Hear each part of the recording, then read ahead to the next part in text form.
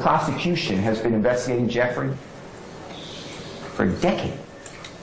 This is just the latest twist in a case that has spanned the better part of the last 2 years, from a lengthy jury selection to Young Thug's lawyer going to jail for contempt to now a third judge being put on the trial. Superior Court Judge Paige Reese Whitaker is now the woman presiding over the case. Here's what we know about her. She's a former Fulton County prosecutor who also worked at the State Attorney General's office. She's been a judge in Fulton County since 2017. Whitaker takes over less than 48 hours after Judge Shakara Ingram was randomly assigned to the case. Judge Ingram recused herself from the case this morning, citing the arrest of her former deputy as the reason. Now, court documents identify that deputy as Akiba Stanley. She was once assigned to Judge Ingram's courtroom. She's accused of being in a relationship with one-time co-defendant Christian Eppinger. Stanley was arrested for allegedly using a phone to communicate with Eppinger inside and outside of the courtroom. She also allegedly visited Eppinger in his cell and attempted to smuggle contraband into the jail for him. Even though Eppinger is no longer on trial, Judge Ingram ruled she should disqualify herself from the trial because the public could question her impartiality.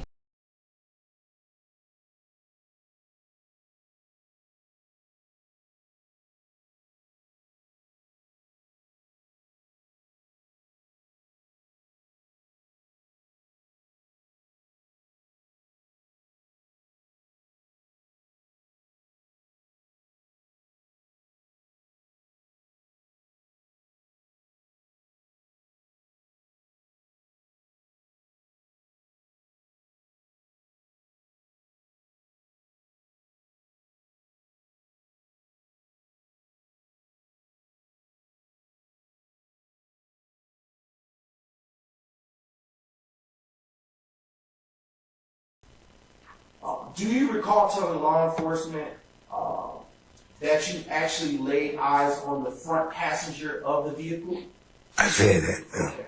And do you recall telling law enforcement during your interview that you recognized the front passenger from the mechanics? I said that. I sustain the objection as to sure. Do you recall? I'll ask you a different question. Where, if anywhere, did you tell law enforcement if you knew? I'm going to object to the reading question. I sustain as to form. Do you know where you saw the front passenger? Did you recognize the front passenger from you? I don't.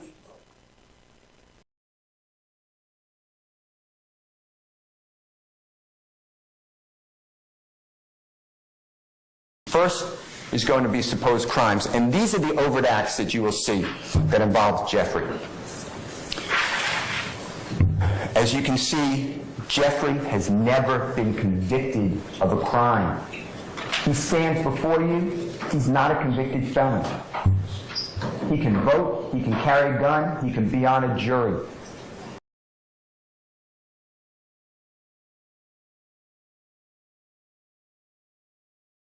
So let's start with the first one.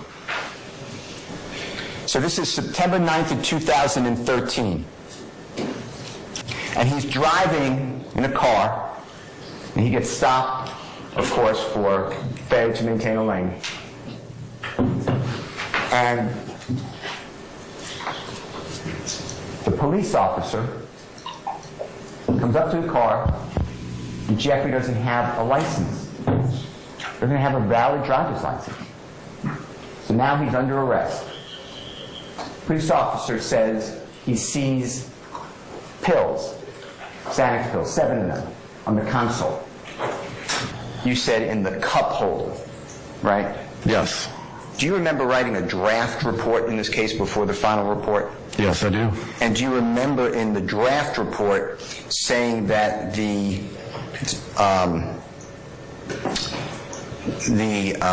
7 blue pills were in the center console area? Do you remember that? That is true. Nothing about plain view or in the cup holder in the draft report? There are cup holders in the center console. Okay, but you didn't say that in the draft report? No, I did not say that. Okay. Now, to be fair to ladies and gentlemen jury, I asked... form of the question in the beginning about being fair to the lady? I sustain the form of the question. Just rephrase it, Mr. Steele. Okay. I asked and you tried. Well, let's go back a little bit. At that time, in September 9, 2013, you had the ability to record, and you did record this event incident with Mr. Williams. Is that fair to say? That is fair to say. And this is on, when I say recording, we're talking about video as well as audio recording, right? That is correct. And I asked to bring to court the video and the audio. Is that true?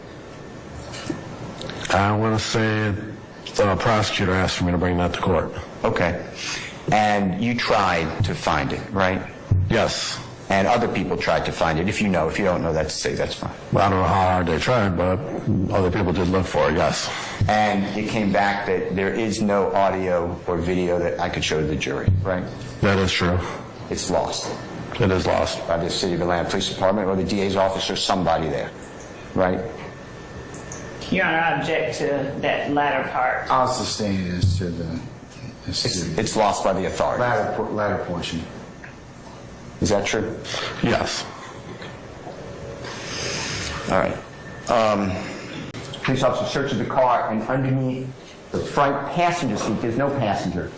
There's a gun. That weapon comes back stolen from Andrew and Ann Phillips months before. There's no evidence that Jeffrey's involved in that burglary of the Phillips home. There's no evidence Jeffrey ever touched that gun. You're not going to hear any type of DNA, fingerprints. In fact, Jeffrey says, that's not my gun. Police officer wants to know, whose gun is it? Jeffrey's not talking to police. So Jeffrey gets arrested. That case got dismissed. But 10 years ago now, it's an overt act for you to consider. You will learn that this stop was video recorded and audio recorded. But the City of Atlanta Police Department, the District Attorney's Office of Fulton County, I demanded that. They can't find it. So you're going to rely on a report of an officer who doesn't remember this incident. You don't remember this traffic stop on your own memory. Is that true? I would say yes, that is true. But your memory got aided with your report that you wrote. Is that okay to say that? Yes. Okay. So Mr. Williams is driving, and you see him, you say, making a left turn from a straight-only lane, and then you get behind him, and then later he continues in a right turn-only lane but goes straight. Is that the two traffic infractions you saw? Yes, that is. Okay. And then you blue lighted Mr. Williams, he pulls over the car. Is that fair to say? That is fair to say.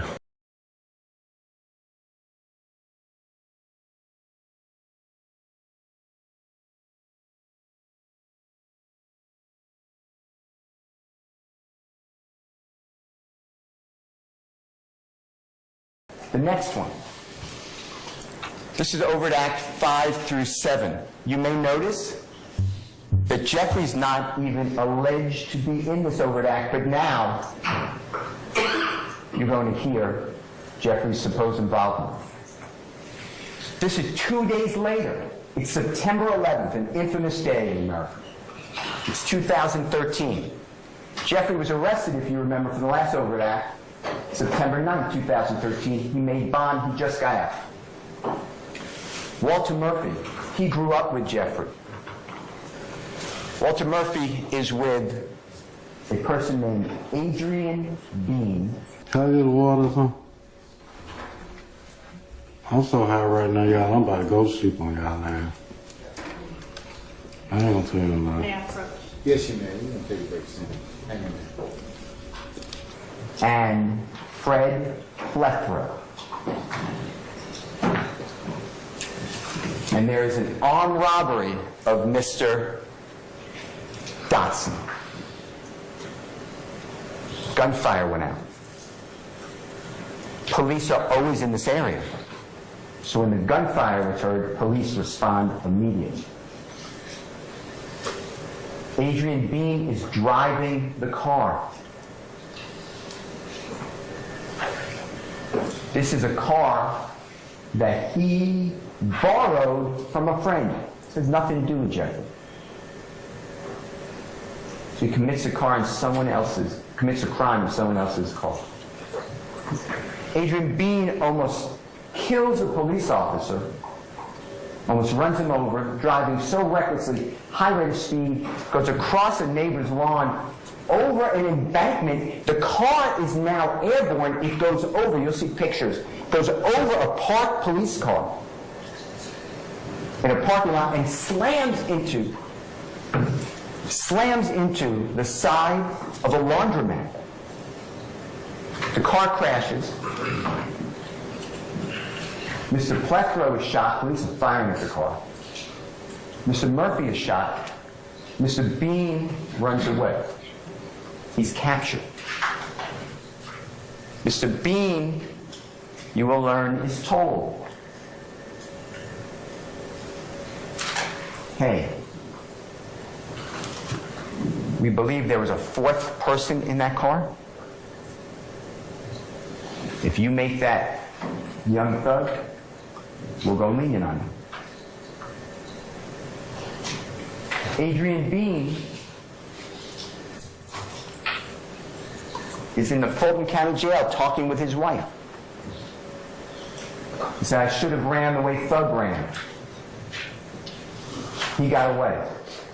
That's recorded anytime an inmate, a person is incarcerated, in a jail.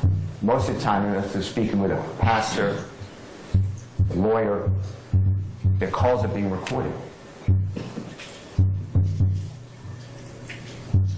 You will learn that Mr. Bean also stated on a recorded call, they gave us a story to tell. Mr. Bean is interviewed 4 days later, September 17, 2013, by Detective Quinn, City of Atlanta Police Department. Detective Quinn it's a big case because police officers are discharging their weapon. People are getting shot. Detective Quinn interviews Adrian Bean. And Adrian Bean tells him, they talk about this recording. Adrian Bean tells him, I lied to my wife. Everything on those recordings are not true.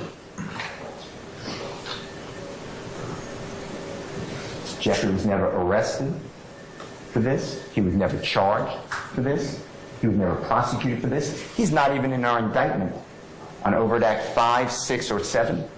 But now, we're going to hear from Mr. Bean. That's it for the next one. Somehow that furthered this conspiracy. Jeffrey was not even charged. And he just started running towards me. I was standing right next to the car. I didn't know that he was running towards this car. So he got into a maroon car. He jumped into the rear back seat of a maroon car. So I got close up on the car so I could see inside the car. I wanted to, so I told everybody, let me see your hands. Put your hands where I can see them. The car, are you now facing the driver? No, I was facing the passenger and the driver. The driver, I could see both of them clearly. All right. And when you saw the passenger and the driver, what did you see? I just saw I saw both of them, but I couldn't tell you what they looked like. I kind of locked in on the driver because I wanted to make sure he saw me. I was like, showing eye contact with him. So I was locking in with him to make sure he saw me because I wanted to make sure he saw me. And you said you want to make sure he saw you, so the driver, was it a male? Yes, it was a male, yes. Were you able to see the passenger? No. The front passenger? No, I couldn't tell you what the passenger looked like. Do you know if the passenger was a male or a female? No. All right. Were you able to see if there was anyone else in the car besides the person in the red shirt that got into the vehicle? Yes. Was there anyone else in the car? Yes. I only saw 3 people in the car. Yes. If that's what you're asking, I'm saying. Yes. So you saw the driver? You shook your head? Yes. You saw the person in the red shirt that got into the car? Yes. And who was the third person that you saw in the car? I don't know who the third person was. Where were they seated in the car? They were sitting in the passenger seat. So you saw that there was a body in the passenger seat, but you can't tell if it was a male or a female? Correct. All right. Once you lock eyes on the driver, what happened?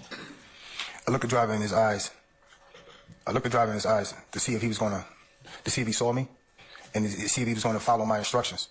But he looked at me and put the car in park. Put the car in drive, as if I wasn't standing there.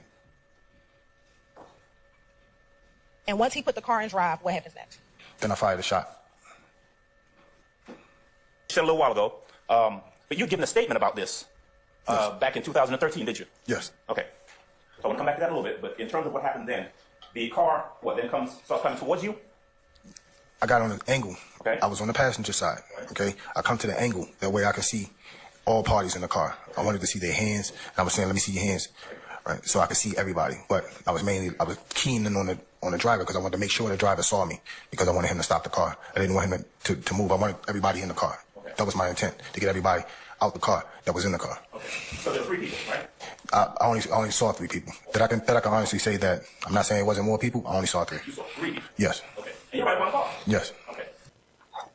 Is Adrian being the first person to bring up the name Young Thug? Yes. All right. And prior to this portion in the interview, was the only time you heard about Thug's involvement on the jail calls that you were listening to prior to this interview? Yes, ma'am. And prior to the jail calls or this portion of the interview, had you heard of that name, Young Thug, as it relates to this particular incident? No. And it was Bean who introduced that name? Absolutely. Wait a minute, so Young Thug, what did he say crazy? Because he's like 6'8", 354 pounds. He was sitting in the back seat. No, he's in front with me. Okay, so make sure I got the C-track. You said Big Fred was driving. All right, we got that cleared up. That was in the beginning. Yeah. So I told the 3 bullshit lies. I ain't gonna keep lying with them. I ain't always lie, man. You know what I'm saying? Big Fred. And let me ask you this. We talked about no one going down to Grady Hospital. Between September 11, 2013 and September 17, 2013, did you direct anyone to go to the jail to speak to Mr. Adrian Bean? Not at all. It was a lot of the Texas when they first came to talk to me. I told them that's probably the lies you talking about. I told them that Big Fred was driving and all like that right there, which I was the driver. Big Fred was the passenger. DK was behind me, and Young Thug was behind Big Fred. Young Thug is a rapper. Wait a minute, so Young Thug, what did he say Big Fred? Because he's like 6'8", 354 pounds. He was sitting in the back seat. No, he's in front with me. Okay, so make sure I got the C-track. You said Big Fred was driving. All right, we got that cleared up. That was in the beginning. Yeah. So I told the 3 boys, I ain't gonna keep lying with them. I ain't always lie, man. You know what I'm saying? Big Fred. You know, like I told the police officer, everything, none of this he ain't supposed to, sure. Nothing on my manager come on, prison. So what about the guy with the money? Sir? What about this guy with the money? What Thug came to you with a lick, it sound like. Next overt act is January 7th of 2015. Now, this is a larger part of our case, probably. God forbid Donavan Thomas is going to be killed 3 days later. It's going to be January 10th of 2015. The shooting happened outside a barber shop, and tonight one victim is clinging to life. Channel 2's Jessica Jaguars is live at the scene where there's still a very heavy police presence. Jessica. As you can see behind me, there is still quite the active scene here in Southwest Atlanta. McDaniel Street is still closed, and it's been for more than 3 hours. That's because there are shell casings up and down the street. Now, I'm told one of the men who was shot, a man in his mid-20s, is in critical condition, but that his status could change for the worse overnight. It appears that they were the intended target, but again, I'm not sure the reason of the shooting. Atlanta police are investigating why 2 men in their mid-20s and a 14-year-old boy were shot outside of a barber shop in Southwest Atlanta Saturday night. Right now, it doesn't appear that they had anything connection to the business. They were just kind of hanging out, is what we're hearing. Investigators say it appears to have been a drive-by shooting, and according to several witnesses we spoke with, an automatic weapon was used. Metro Atlanta's most notorious drug dealers and gang members. Among the suspects, Jackson's boyfriend, Kenneth Copeland, a convicted felon and documented gang member who served time in federal prison in 2018. Right now, it's unclear how long the two have been in a relationship, but police arrested Copeland on October 27th after they say he was caught driving in his girlfriend's car with a loaded gun inside. Following his arrest, police say that Jackson tried to delete her boyfriend's Instagram page containing photos of gang activity. She's also accused of trying to disable his phone, which police were storing as evidence. And in order to understand this rental car, and there's nothing clearly wrong with renting a car, but in order to understand this rental car, and then 3 days later the killing of Donavan Thomas, you have to understand some background. So we're shortly before New Year's of 2015. And there's a man named Kenneth Copeland. He goes by Woody. And Kenneth Copeland is not friends with Jeffrey Williams. He uses Jeffrey Williams, just like a lot of people. Because Kenneth Copeland wants to be famous and have money. So he leeches on to Jeffrey Williams about a year before that. Well, Kenneth Copeland is a criminal. He is a notorious criminal. In fact, you will learn that he was ranked one of the 10 most violent people in Georgia. 10 people arrested in connection with a spike in violent crime in Atlanta. 2 more are still wanted tonight. Investigators calling them some of the most dangerous offenders in the entire city. And with their arrests, crime is dropping. Joe Hankey has more. 10 defendants in custody, some facing federal charges, others facing state charges in Fulton County. Today, the FBI publicly identified these 10 individuals as being arrested over the past 10 weeks during an ongoing local, state, and federal operation known as Operation Phoenix. Some are charged with assault, others attempted murder, some are charged with drug, firearms, or gang-related crimes. These individuals were repeat violent offenders, that there was some nexus with them and violence. And we deemed them to be responsible for some of the most violent crimes in the city of Atlanta. He was ranked one of the 10 most violent people in Georgia by the federal prosecutor here in Atlanta. That is Kenneth Copeland. Kenneth Copeland breaks into cars. He steals the property they're in. Donavan Thomas is the head of a gang called IF, Inglewood Family. Detective T, do you see someone inside the barber shop with a red jacket with the letters BGCMB displayed on the back? Yes. Do you know that person? No. Donavan Thomas and Jeffrey are friends. Jeffrey's friends with everybody. It promotes him.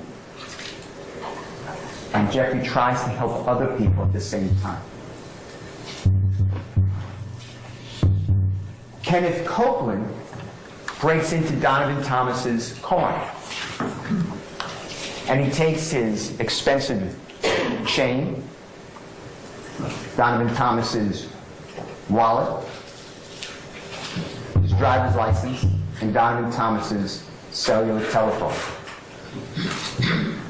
Donavan Thomas calls his cellular telephone. Kenneth Copeland answers the call on Donavan Thomas's phone.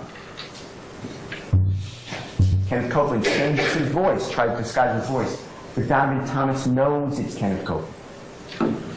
Donavan Thomas has people on the street. And he tells Kenneth Copeland, "You have my stuff. I'm coming to get it back." And Kenneth Copeland says, "Yeah, I'm glad you called me. Because one of my partners had your stuff. I realized it was yours, so I got it for you for safekeeping. No problem." when Donovan Thomas meets with Kenneth Copeland, he doesn't come alone. He comes with 2 other people, and they display guns. Kenneth Copeland's not alone. He's with his brother. They're really not related, but they call themselves brothers. His name is Damekion Garlington. Damekion Garlington and Kenneth Copeland are like this. YFN LUCCI's ongoing, very public feud with fellow Atlanta rapper Young Thug is probably the other big reason people know his name. Since 2017, Young Thug has been feuding with YFN LUCCI on and off. Their public feud has primarily occurred on Instagram. LUCCI alleged in court records that on February 9th, he was stabbed by a fellow inmate at the facility. While on a FaceTime call with someone on the outside, the I Gotcha rapper claims he was attacked from behind. The inmate allegedly stabbed YFN LUCCI with a handmade shank. The rapper also claimed that there is a current bounty on his head in the jail and that he is afraid for his life. They are inseparable. Damekion Garlington and Kenneth Copeland are together. When Donovan Thomas comes, he makes it known that Kenneth Copeland is on the menu. Meaning Kenneth Copeland is going to be hurt. He just stole Donovan Thomas's property. It is now January 6th. It's really January 5th. It's a Monday night going into Tuesday morning, January 6th of 2010. It's going to be the day before this first rental car. And Kenneth Copeland is with a lot of people. Jeffrey's there. Jeffrey was performing on stage at Club Crucial. Monday night was Club Crucial night. That's where they all went. And Kenneth Copeland goes in the back, in the kitchen area, and he's met there by a man named Kelvin Watts. He goes by Shell Kell. This is YSL Woody, aka Kenneth Copeland. He's about to put Young Thug and 2 other YSL members in on the attempted murder of a rival gang member, Kelvin Watts. Across from him sits an investigator from the Fulton County District Attorney's Office. Unbeknownst to Woody, a large-scale Rico indictment against the YSL gang has been mounting for years, targeting Young Thug, among many other associates of YSL. Prosecutors say Young Thug, whose real name is Jeffrey Williams, led YSL, what they call a violent street gang that used drugs, even murder, to make money. Kell, and who's a half-brother of Donovan Thomas, and other people who are affiliated with Donovan Thomas, and Kenneth Copeland gets beat. He has bumps on his head, his eye is injured, he's being kicked. No one does that to Kenneth Copeland. Kenneth Copeland's the person who puts the bumps on the head, injures the person, kicks him. Kenneth Copeland's man. And you will learn that Kenneth Copeland then went on a mission.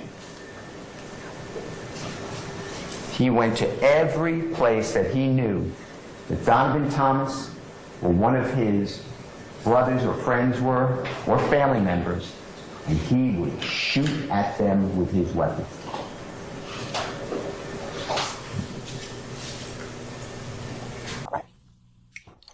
Who is Kell? Who is Kell? Be more specific. Okay. Do you know someone by the name of Kell? I know a lot of people named Kell. Do you know someone who goes by the name of Shell Kell? I don't know him, but I know who you're talking about. Okay. And back in 2015, did you and Shell Kell have any issues? If he's still here, then no. Back in 2015, did you tell Detective Thorpe that you and Shell Kell had some issues? I guess. Okay. And is Shell Kell related to Nut? I guess.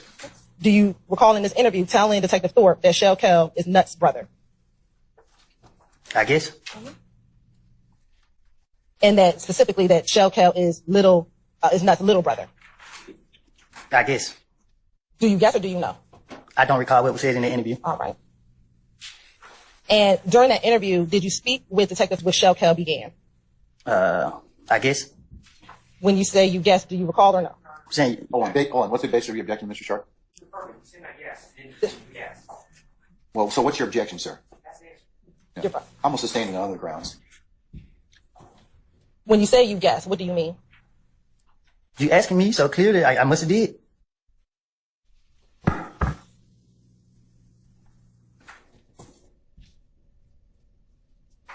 When did your issues with Kell begin? I don't know. Did you tell Detective Thorpe that your issues with Kell began maybe about 4 months prior to the death of Donavan Thomas? I guess. When you say you guess, what do you mean? I mean, I guess I said that, I guess. Do you know if your problems with Kell began 4 months prior to the death of Donavan Thomas? If I had a problem with Kell, I'm gonna leave it at that. Okay, and I'm asking you, when did those problems begin? Say it again. When did those problems begin with you and Kell? I don't know. In your interview in January 11, 2015 with Detective Thorpe, did you tell Detective Thorpe, when asked about when your problems began, say 2 months, 3 months, I'm going to say no longer than 4 months? Probably did. I don't know. What were the problems that you had with Kell?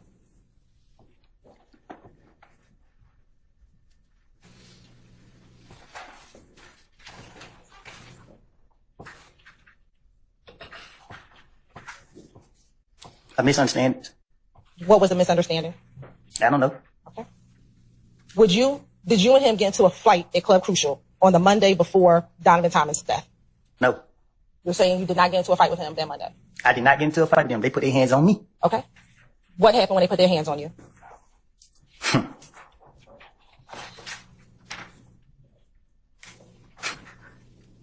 you respond? What happened when they put their hands on you? They ran out the club. Who is they? I don't know.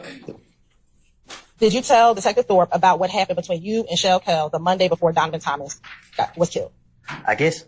When you say you guess, do you know if you told him about what happened that Monday? Back then, my mind was all over the place, and whatever he asked me, I was just trying to get him out my face. Okay. Do you recall in the same January 11, 2015 interview telling Detective Thorpe that you went to Club Crucial, you pulled out your money because you were on stage, you were flashing your money to all the girls were standing around, you were flashing your money. When you get off the stage, you were flashing money, and Kell and his whole crew walked up on you. You recall telling Detective Thorpe that back in your January 11, 2015 interview? I probably did. Then, do you recall telling Detective Thorpe that you looked up and you said to Kell, "What up, bro? What's going on?" I probably did. And that Kell didn't say anything, so he just said, "Hey, what's up?" You asked him, "What's up, bro?" And then he began asking you about Thug. You recall telling Detective Thorpe that? I probably did. And I need to know, is that a yes or a no? Did you tell him? Did you not tell him? Or do you not recall? Answer the question, Your Honor. Object to the follow-up question. Your Honor, he's saying he probably did. I'm asking yes or no. I'm going to overrule the objection, Mr. Steele. Did you say it? Did you not say it, or you don't recall saying it? I said something to him, so if that's what he said, I said, then I'm asking, what do you remember? Do you remember telling him this or not? Or you don't recall? They questioned me so many times, and I told them something different every time they questioned me. I don't recall what I told this person. Do you have an objection, Mr. That Steele? person. Hold on, Mr. Copeland. Do you have an objection, sir? I'm going to object Basis. to the state giving limited options for the witness to answer. Overrule, sir. Overrule, sir. So you say you don't recall what you told him? Objection leading. He answered your I'm going to overrule the objection, Mr. Sharp. Can you say it again? Sure. Did you tell Detective Thorpe that Kell wanted to speak with Thug at the club on that Monday before Nut passed away? I said, they have asked me questions about this so many different times. I have told them different things every time. I cannot tell you for 100% facts exactly what I have told him. So do you not recall what you told him? I said, I guess if he's... I sustain the objection. Do you remember what you told Detective Thorpe about whether or not you told him? I sustain the objection. Do you recall telling Detective Thorpe after you told Kell that Thug was in the club, Kell began to... You have an objection, sir? Sure. I'm overruling the objection, sir. Kell took his necklace and put it inside of his shirt. Huh? Do you remember telling Detective Thorpe that after Kell asked you about Thug, you then saw Kell put his necklace inside of his shirt? I guess. When you say you guess, do you recall telling him that or no? Yeah, I said it, I guess. And then when you saw him put his necklace inside his shirt, you then put your money inside of your pocket? Yes. Do you remember what happened after you put your money inside of your pocket? They jumped on me. Okay. Who was the they that jumped on you? I didn't see no. I knew I was surrounded by a lot of people. Was Kell one of the individuals that jumped on you? I don't know if he hit me. I don't remember if it was him who hit me. Somebody hit me, and when whoever hit me. Do you remember telling Detective Thorpe that Kell punched you in the back of your head on the same January 11, 2015 interview? He probably did. He probably hit you, or did you probably tell? Yeah, I said it. Okay. And did you also tell Detective Thorpe, so he punched me in the back of the head, then they pushed me to the ground. He tried to go in my pocket and take my money, but I hold on to my money. The other guy punched me all in the face, but I didn't care. I was holding on to the money. Yes. Okay. After they were punching you on the ground, do you remember if you ever got up? Clearly. Okay. What did you do after you got up? You laughed. What do you remember about after you got up? I had a knot on my face. Okay. And then what happened? I was real mad. All right. And then what happened? Somebody was going to pay for that knot. Okay. So then what happened? I went home. Did you go outside of the club right after you got off the ground? I had to be back to the club. Okay. And when you went out the club, did you see anyone outside of the club? If that was that's it? I'm asking you, what do you remember? I guess. Okay. Do you recall telling Detective Thorpe in his January 11th interview that when you got out of the club, Bloody J was outside of the club? I guess. You guess that you told him? Yes. Okay. And when you got out of the club, what, if anything, happened to Bloody J? What you mean? Do you recall if anything happened to Bloody J when you got outside of the club?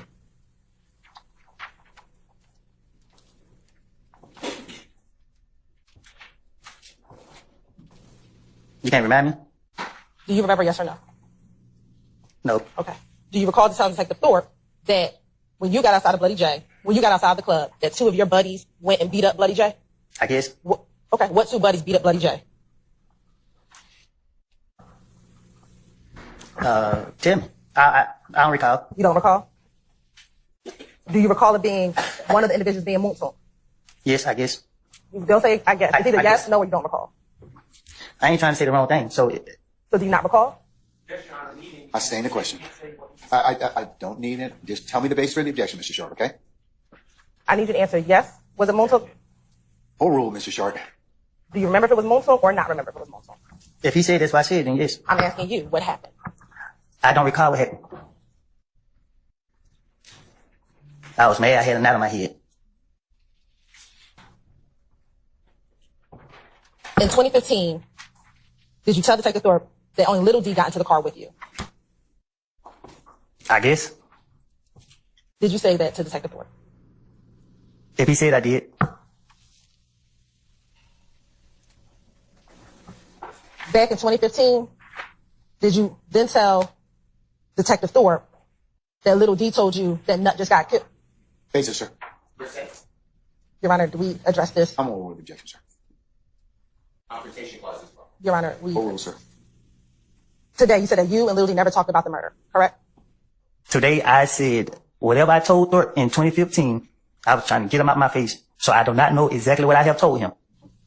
Today, do you have an independent memory of what happened on January 10, 2015? What you mean? Do you have a memory outside of what you told Detective Thorpe about what happened on January 10, 2015? Basis, sir. I did tell me the basis for your objection. I'm overruled the objection, sir. I'm going to object as to the answer, Your Honor. Overruled, sir. Wait. So today, do you have an independent knowledge of what happened on January 10 when you picked up Little D? Can you say that one more time? Sure. Today, without remembering what you told Detective Thorpe, what is your memory of your interaction with Little D on January 10, 2015? I don't have to remember what you mean. Like, okay. I just know that I picked up Lil D and Shannon, and that's when I got a call saying that I supposed to did this and did that. And in January 2015, you never told Detective Thorpe that you picked up Little D and Shannon. I guess.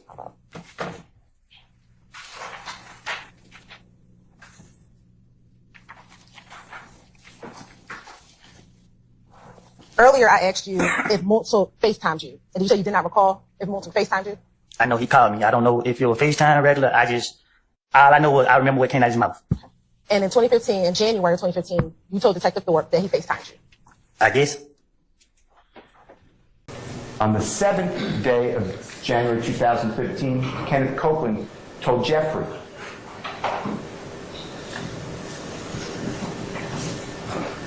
I'm going to be with my child just born. The mother of my child, her name is Miss Quarterman. And I don't want to be driving around in the typical car I drive around in, Dodge Charger. Can I use one of your rental cars? Jeffrey does this for everybody. People need to take someone to a doctor. People want to go out of the state. They don't have transportation. He rents cars all the time. Jeffrey says, yeah, there's a rental car here. It's a Corvette. Kenneth Copeland says, that's a two-seater. My child has a baby seat. That's too small. Jeffrey rents a car at the Atlanta airport on the evening of January 7, 2015, along with Kenneth Copeland. After they drop off the Corvette, the same location. This rental car is in Jeffrey's name. When they leave the rental car location, Kenneth Copeland wants to pick up his brother, Damekion Garlington. And after Jeffrey is dropped off, Jeffrey does not see that Infinity vehicle until after the killing of Donavan Thomas. That Infinity vehicle, that rental car, is in the possession, the control of Kenneth Copeland that whole time. The 8th of January, Kenneth Copeland is shooting at Donavan Thomas and his friends, associates. He's using this Infinity vehicle, he's using another vehicle. He is on a spree. It's now January 10th of 2015. There's a New England Patriot, Baltimore Raven playoff football game. It's Saturday evening. Donavan Thomas is watching the game from inside a barbershop with a lot of other people, his friends. At approximately 7:22 that evening, on Saturday, January 10th, 2015, Donavan Thomas is outside of that barbershop. His Chevrolet Tahoe is parked in that parking lot. Car drives by. You'll see a video, a surveillance video from the stores. You'll see sparks. It's gunfire. Atlanta police are on the scene of a triple shooting. Neighbors in Atlanta's Castleberry Hill neighborhood heard the gunfire around 7:30 Saturday night. They say a teenager and a man in his 20s were both shot in the leg. The third, 26-year-old Donavan Thomas, was critical. Had a significant injury. We had at least multiple gunshots in the upper torso area. He was rushed to surgery. Thomas died at the hospital. Homicide detective telling us he was, quote, first a family man and a man of the community. He was caring and always looked out for anyone he came into contact with. He will surely be missed in my life. Police believe the two adult men and a 14-year-old were triple shooting outside this barbershop ended the life of 6-year-old Donavan Thomas. The indictment also tied the rapper to Donavan Thomas. This is from court of Young Thug in a blue jumpsuit. And did you walk up and greet him once you saw him? Yes, sir. What were you doing with him while you were waiting for your haircut? We were smoking. We had got some light. I walked to the store and got some blunts. What was the move? Did you go to Texaco to get those? Yes, sir. Did you, when you got back, what was the mood like outside? It was some bad. You could tell it was something in the air how everybody was moving. It was some bad movement going on. You weren't feeling it. What do you mean about that? How everybody was like they know what something was going on. Folk pulling off, they moving all funny. The bad movement. How was back at that time, like in the weeks and months before the day that Young was killed? Would you see him often? Yes. Was he moving any different in that time frame? Yes, like he felt something, like he wasn't acting like himself. Like he knows something, it was something in the air. Now, what were you wearing that night, Mr. Hendricks? I had on a black leather coat, and I probably had on a t-shirt. Do you see yourself in this photograph? Now, Mr. Hendricks, do you see someone with a black leather jacket in this photograph? I can't really tell. Sorry. Now, Mr. Hendricks, I'm going to give you some gloves. I'm going to ask you to open this to see what's inside of it, and if you recognize it. Want to put them on? If you don't mind, sir. You can.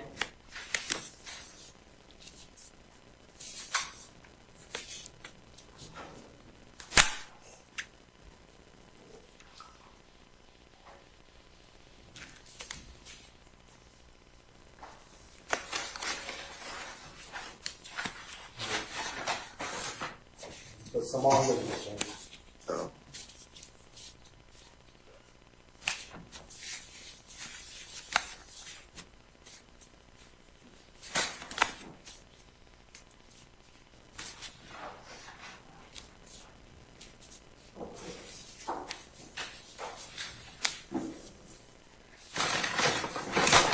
Now, Mr. Hendricks, I'm handing you what was inside of 215 Yankee Alpha. You let me know if you recognize that. I don't recognize this. Okay, that's perfectly fair. Thank you, sir. All right. How close were you to Nut while you were standing outside waiting for your haircut? I real close. All of it right. I think did Nut. I think he had made it in there to get his haircut. I think he did. Somebody that night. Correct. Like, be honest, like, we standing right there, so have a great Pontiac pull across. It slow rolled across. Before it happened, before the Pontiac pulled out, I told you about the funny movement going on, like, there was a call came through. So him, they had, the car had pulled out there when the Pontiac slow rolled across the barbershop. What stood out about the car that you saw? I mean, in terms of what drew your attention to it? It slow rolled across, and first thing, it creeping across. Like on Boys, you watching Boys, anybody seen Boys in the Hood, you know it's a drive-by. Were you able to get out anything before? I tried to get it out before I get ready to tell them drive-by. They was already at the one, at the T. And when you say out the T, what do you mean by that? On sunroof. What was the person out the sunroof doing? He had a chopper with the mask over his face. And did you see, what was that person that was with the chopper outside the sunroof doing? Were they looking around? What were they doing? Like, basically, like they were looking for their man. You know, you ride by, they say on the shooter, you ride by looking like, where he at? You hit right here just to make the crowd move, and you went straight at your target. Now, when that car got closer to where Peanut was standing, was there more or less shots? All the shots. And when you say a chopper, what do you mean by that? A Honda shot, machine gun. If you remember or recall, about how many shots did you hear from that machine gun? Probably about 100. Now, after the shooting starts, what did you do? What did you get shot? Let me ask you that. Yes, sir. Where did you get shot? In the back. Do you still have a scar there today? Yes, sir. Did you initially realize that you got shot? I didn't know I was shot at first. What did you do immediately after the shooting? I had laid, be honest, I had laid down that little tiger.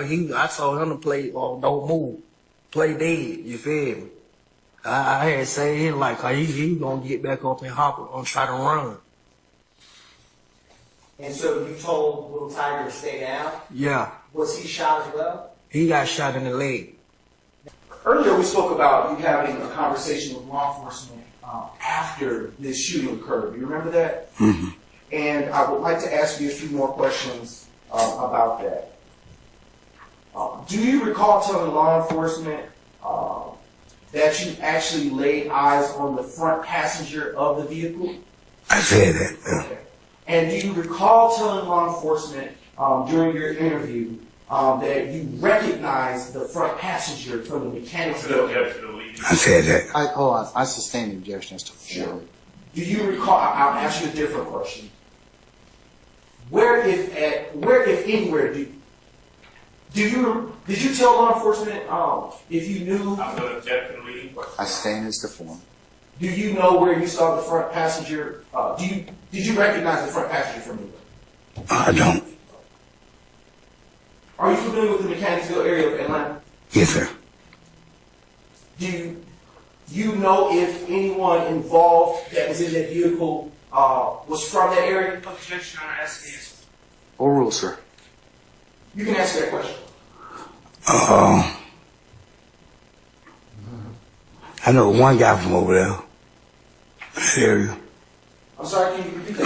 There was one guy they called Woody. He was from over there in Parliament. I think it was Woody, whatever they call it. It's in it. It's in it. Okay, let me ask you a better question. Do you recall telling law enforcement that you knew? It's a different question now. I think it's still leading us to form, Mr. Brown. So figure out another way to ask the question. Your Honor, may we approach? Maybe who, what, when, where, why. Try that. May we approach, Your Honor? No. Maybe who, what, when, where, why. Ask the question. It's impeachment, Your Honor. Still. You got him on direct. Sure.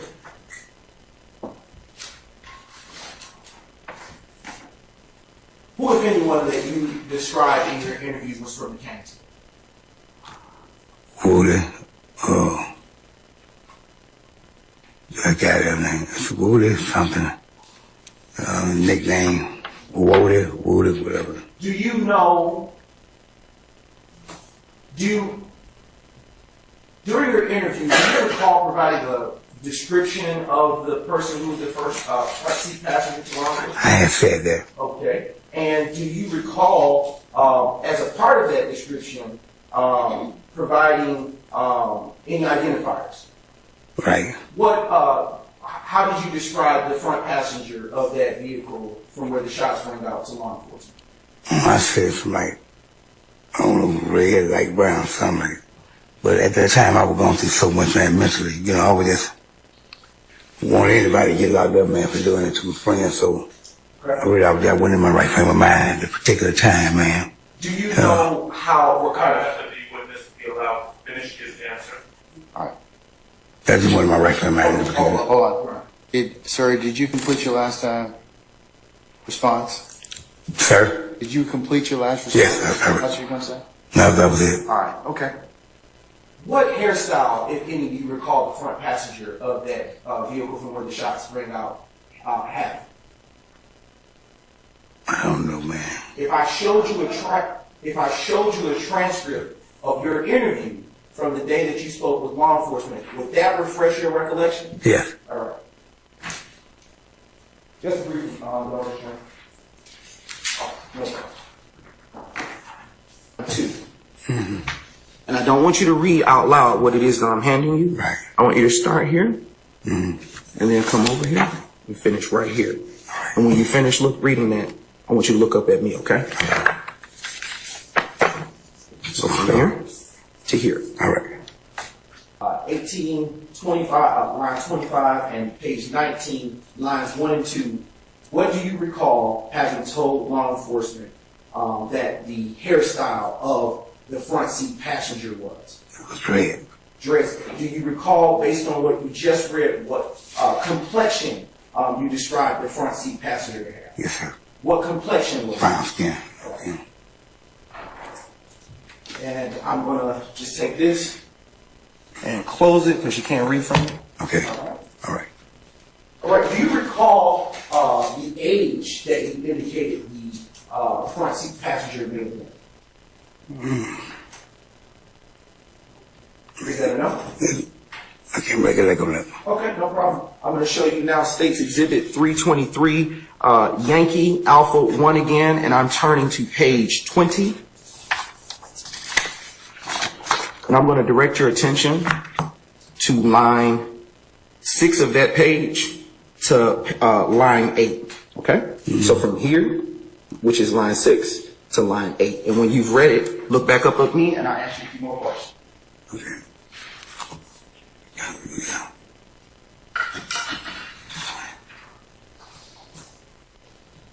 Okay, did you have a chance to fairly review that transcript? Okay, about how old did you tell law enforcement that the front seat passenger was? He's a young dude. Okay, looking at me.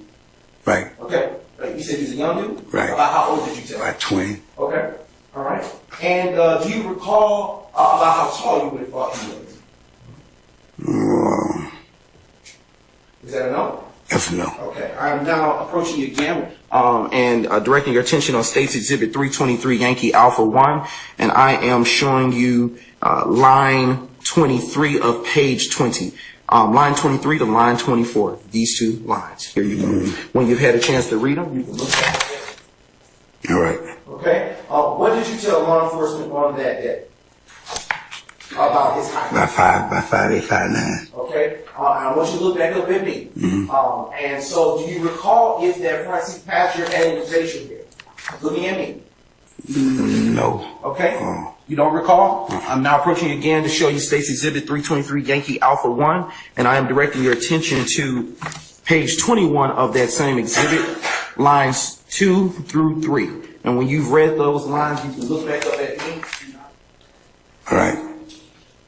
Okay. What did you tell law enforcement and looking at me? No facial hair. No facial hair? Right. Okay.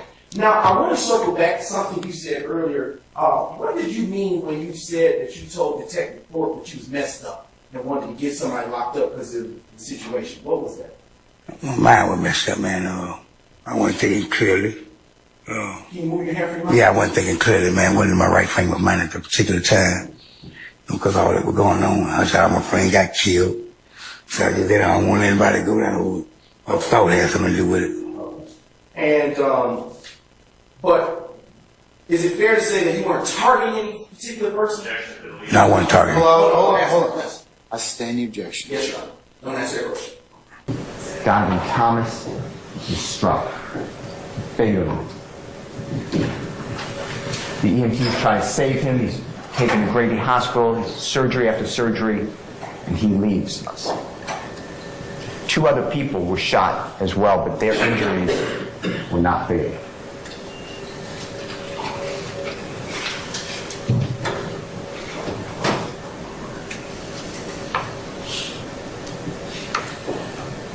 Later that day, that evening, Jeffrey, you will learn, is in negotiations with his record label.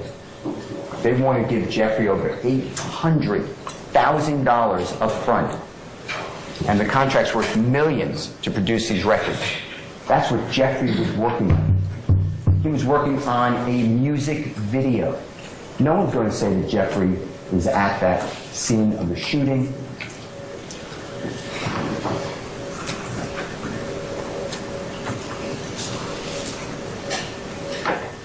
But later, Kenneth Copeland,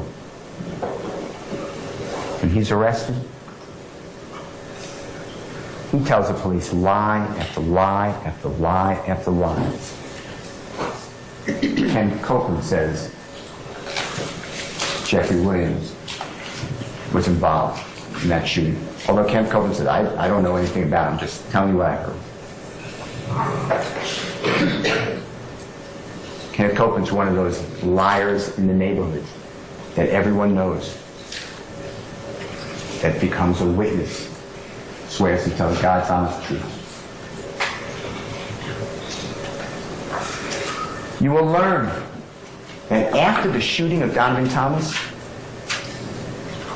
his associates did not take that way. Immediately, word on the street is that Kenneth Copeland, Moody, is responsible. Kenneth Copeland It's now after 10 p.m., it's hours after shooting.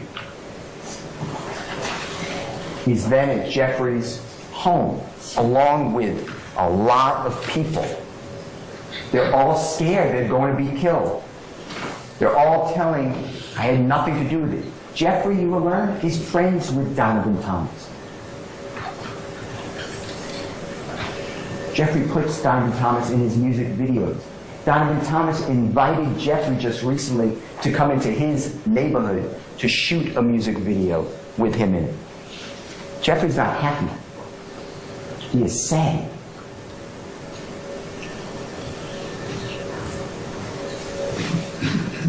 Kenneth Copeland says, the police are calling Kenneth Copeland.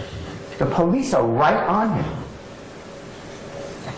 And you will learn, and it's on recording, that Kenneth Copeland goes into the police station later that morning, so it's a very early morning hours, January 11th of 2015, and he's with Detective Thorpe. Detective Thorpe is recording this. And Kenneth Copeland says, yeah, I got your call. I was at Jeffrey Williams' house, Thug's house. Everyone knows Jeff. And I told him that the police won't talk to you. And Jeffrey said, if you had nothing to do with this, you should go talk to the police. That's what Jeffrey said. Detective Thorpe asked Kenneth Copeland, this is hours after the killing. Do you have anything to do with a rental car, an Infinity rental car? Were you in an accident in an Infinity rental car? And Kenneth Copeland says, no. Judge, you might want to close your ears. If you confess to a murder on the stand and we don't have any other independent evidence outside of what you say on the stand, you are immune from prosecution from what you say in court. Then I said, whatever your concerns are, we can give you immunity. So I didn't tell you I lied on them to get myself out of the situation. And you said you were a liar. That's what you said. You said you were a liar. He's just a liar. Kenneth Copeland tells Detective Thorpe, earlier today, during the time of the killing, I was at the Green Store. The Green Store is like a grocery store. It's green in color. It's called the Green Store. It's not far from where Donavan Thomas was got killed. You will learn that there's video surveillance inside and outside of the Green Store. Supposedly, Detective Thorpe, who is a qualified law enforcement officer, he's been doing this forever. I'm being told that, no, we never got the video of the Green Store to support the supposed alibi of Kenneth Copeland. No one corroborates Kenneth Copeland and where he was. You will learn that Kenneth Copeland eventually says, it's now June of 2015, gets rearrested. He doesn't want to be in jail. He speaks with the police. He's now with Detective Dennis and Detective Gaither, also City of Atlanta police officers. They're detectives with the gang unit homicide. Kenneth Copeland says, oh yeah, the night of the killing, Donavan Thomas, I wasn't involved. But I saw Jeffrey Williams. He was at the McDonald's on Cleveland Avenue. I saw him with all these other people. And then I followed him to his home. It's about 8 o'clock at night. There are videos at the McDonald's. They don't have any video. They never bother to get any video. We even tried. But we have phone records. And phone records can show that they're not GPS. This is not like you're within 5 feet of this area if you call E911 or something. But it gives a range, maybe 1.5 miles, maybe more. And tells you which tower you're hitting off of. Kenneth Copeland tells The police? I followed Jeffrey Williams' car to his house about 8 o'clock. That's not true. When you track Kenneth Copeland's phone records, he doesn't go near Jeffrey's home. He doesn't see Jeffrey that night. He doesn't follow Jeffrey home. He doesn't go to Jeffrey's home till after 10. This is all a lie. Kenneth Copeland was told by the police, we want Thug. That's how he gets the deal. Because Kenneth Copeland was also told, you're an armed career criminal. You're going to spend 25 years in federal custody for having a gun. You're going to be dying in the state of Georgia custody because we're going to charge you with gang crime after gang crime after gang crime. But you can help yourself out. On Kenneth Copeland's word, Jeffrey Williams stands here concerning that overt act. So Jeffrey Williams rents a car in his own name to use in a homicide of his friend.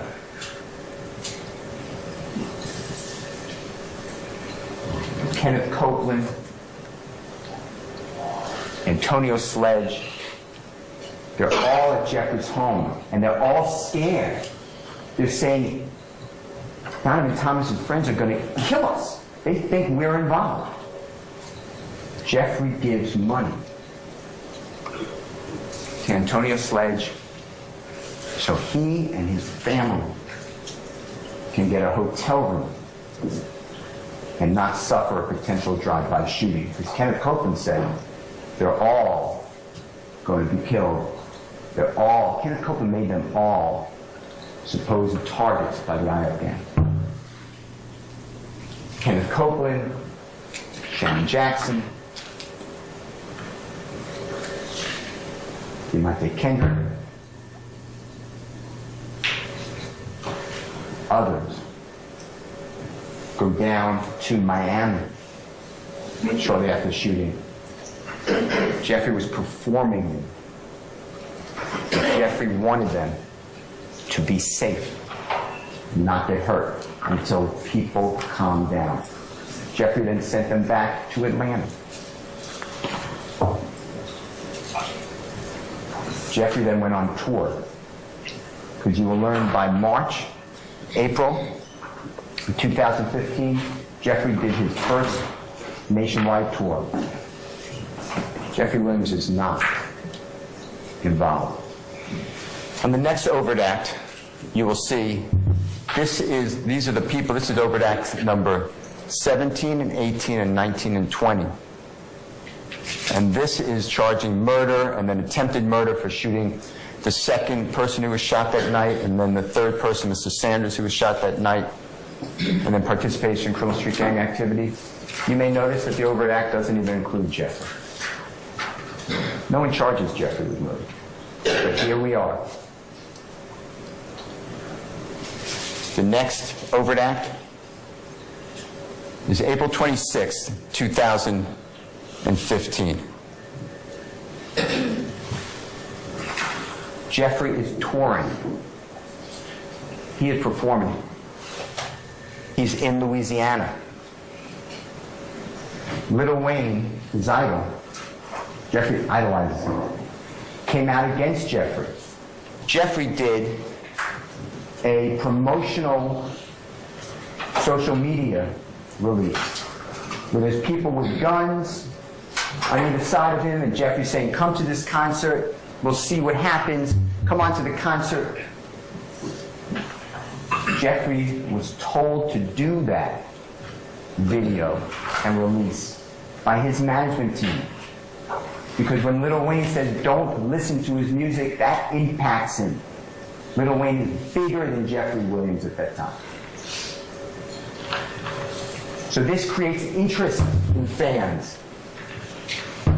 You will learn that this is part of being involved in hip-hop or rap. There's all these battles going across social media. It generates interest. much like the NFL have rivalries with the Saints and the Falcons, and how much they hate each other. It is generating advertising. It's branding. Jeffrey is in Louisiana. Here in Atlanta, Little Wayne has a tour bus, and he performs a concert, and his tour bus was fired upon and struck. There's zero evidence Jeffrey's involved. Zero.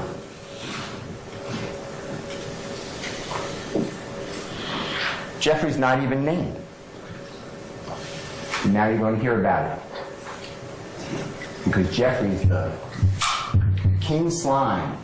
He just controls everybody, even without any evidence to support it. Because that's the theory of the prosecution and the police who have targeted Jeffrey Williams. The next overt act is July 7th of 2015. Jeffrey is at Perimeter Mall, that's located in DeKalb County. And he's in the mall and he's buying 50 to 100 sneakers, brand new sneakers. And he's going to do a video shoot. And he's going back to Cleveland Avenue where the children don't have proper footwear. He's going to give out these sneakers and allow the children to be in a video shoot. So that's why he's at the Perimeter Mall, and he's there with friends of his. And he's on a Segway scooter. It's like an electric skateboard. And the mall security comes over and tells Jeffrey and his friends, and you'll see video of this, they have to leave the mall. You can't have a Segway inside the mall. Well, Jeffrey leaves the mall. But the security officers follow him. They follow Jeffrey and his friends to Jeffrey's Jaguar. And the security won't let Jeffrey leave. Won't let his friends leave. They're standing around the Jaguar. They can't shut the door to the Jaguar. They can't pull out. And they tell Jeffrey, you're waiting here. You're going to have to be here. They tell Jeffrey's friend. We're going to get a criminal trespass warrant for you. Allegedly, someone inside the car said, I'm going to go home, get a gun, and come back and shoot you in the face. That's the allegation. The security guards then supposedly step back, the car drives away. Nobody is shot. There's no incident. Jeffrey gets arrested on that. DeKalb County prosecutors dismissed that case. It was not even indicted. Now you have it here before you. The next overt act dealing with crime is September 24th of 2017. Jeffrey's with Sergio Kitchens. Sergio Kitchens is an unbelievably well-known musical performer. His performing name is Gunna. And he and Jeffrey both are under YSL. That's Jeffrey's record label. They signed Sergio Kitchens for Gunna. Please state after each statement whether or not you agree or acknowledge that statements are true, okay? Yes, ma'am. Affiliated with YSL around 2016. Is that true as it pertains to you, Mr. Kitchens? Yes, ma'am.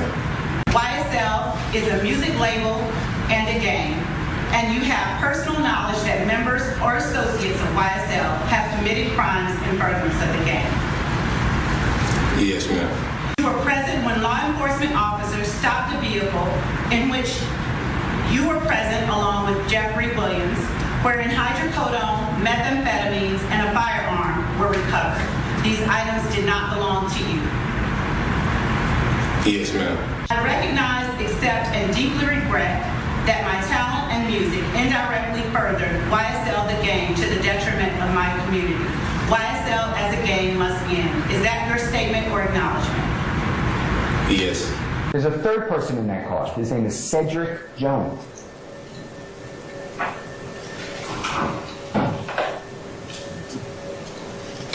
The car is going to Peachtree DeKalb Airport. He gets pulled over for a window tint violation. The officer gets Jeffrey out of the car in handcuffs, Sergio Kitchens out of the car in handcuffs, Cedric Jones out of the car in handcuffs. Police search the car. They find in the car supposed methamphetamine, supposed hydrocodone, marijuana, and a stolen firearm.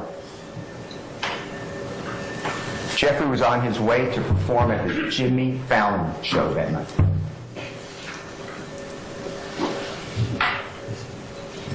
Cedric Jones said, I packed that stuff. Somehow that is now influencing and perpetuating and moving this supposed YSL conspiracy. That's the Overt Act. The next one. May 18, 2018. Jeffrey is driving a Porsche. Sergio Kitchens is in the front passenger seat. Supposedly Jeffrey is speeding. Supposedly there's another car that's in tandem speeding. Both cars get pulled over by police. There's videos of it.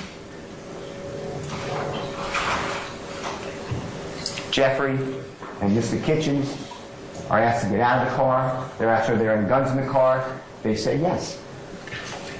There are guns in the car. Police get them out of the car. Any drugs in the car? No. Police have Jeffrey and Mr. Kitchens on the side of the road. Go through Jeffrey's car. They run the guns. The guns are lawful. The police put the guns in the trunk of the car. Tell Jeffrey and Mr. Kitchens, you're free to go. Give Jeffrey a speeding ticket.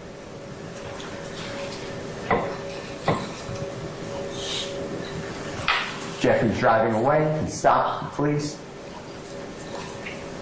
Inquires about what's going to happen with the other gentleman in the other car. Police say, no. You're going to jail. They have in the car weapons, 30-round magazines. It's not in Jeffrey's car. There's going to be zero evidence that Jeffrey put those guns in the car, knew those guns were in the car, had anything to do with them. That's your Overt Act.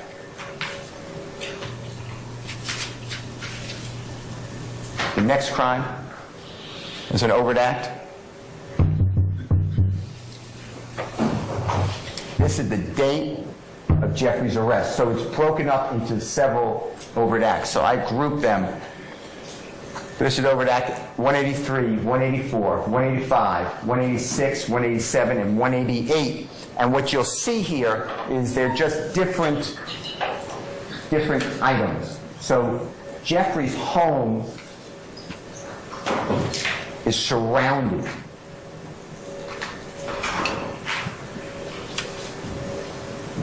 on March 9th of 2020 by law enforcement. Law enforcement has tremendous military power.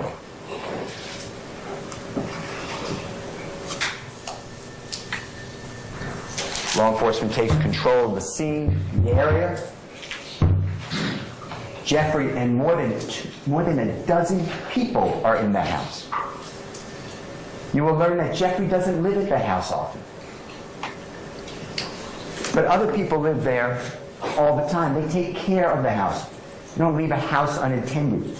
The house has a lot of Jeffrey's awards that you'll see. And in the house, law enforcement finds a small amount of cocaine. I'm talking about a small amount of cocaine. They find codeine, lots of codeine. Codeine's cough syrup.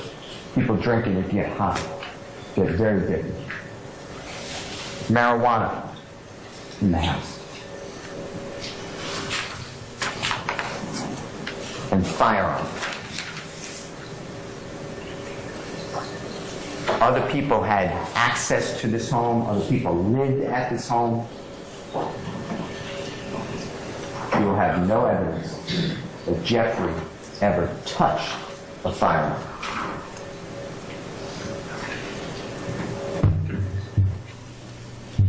Those are the overt acts involving Jeffrey. And somehow that furthered this conspiracy to create territory and property and money and respect and reputation. The next series of overt acts deal with videos. Already help? Somebody who was on the ground. Everybody was already at though. Initially, did people realize that you and Tiger were back there? Yeah. Eventually, yeah. It took a little minute, cause everybody was still, cause like when Nut got shot, I seen the blood spit up out his mouth and everything. Now, I wanna go back to 14 Yankee Mr. Hendricks. There's going to be another photograph going to come up. Do you see what direction or where did Nut go after he was struck? He was right at the barbershop. He was going in Nord barbershop. He was back and he shooting, but he going back. He going to try to get in the barbershop. To try to get to safety? Right, try to get to safety. Can you use this marker and just draw a big circle to the area that Nut ran to after the shooting? Right here. Did he ever make it inside the barbershop? He shooting. He trying to open up, but somebody locked the door. Now, did you ever did any medical personnel ever come out to treat you that night? I went to Grady. Basically everybody met up at Grady. I seen when they rushed Nut to the hospital. Like, I was awoke. I seen when they brought him through. You were already at Brady? Yeah, I seen when they were pushing him through. And did you get there via an ambulance? Yes, sir.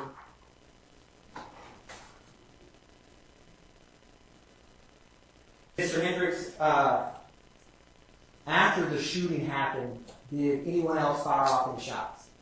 That other one shot. He shot about 3 or 4 times. Probably about 5 at the most. Tried to back him up. But when he shot, that made them pull off though. That made them move. It made the car keep moving? Yeah, when he started shooting back, they thought he probably wasn't gonna shoot back. So, you're talking about after the shots in the... Right. So when they got to shoot, Nut shooting too, but when he started shooting back, that what made them speed off. Right. After they shot the automatic fire at him. Mr. Hendricks. Hold on. I'm going to overrule the objection. Go ahead. You can answer. Objection.